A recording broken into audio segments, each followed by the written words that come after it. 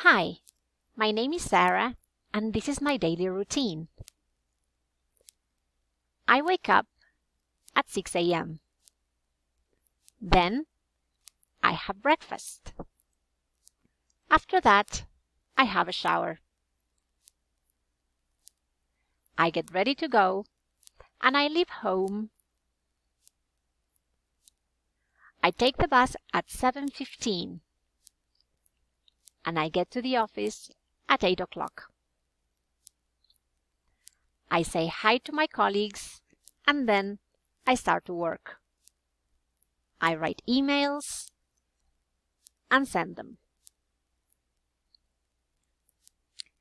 I take a break at 10 and read the newspaper. Then I go back to work on the computer until midday. At 12:15, I get together with my friends and have lunch.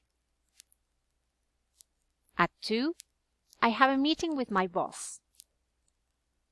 Then I go back to my office and work. I leave the office at 5 p.m. I get home at around 6 p.m. Later, I play tennis. In the evening, I watch TV and rest. After that, I have dinner, and sometimes I go out with friends. And at 11 o'clock, I go to bed. That is my day. What about yours?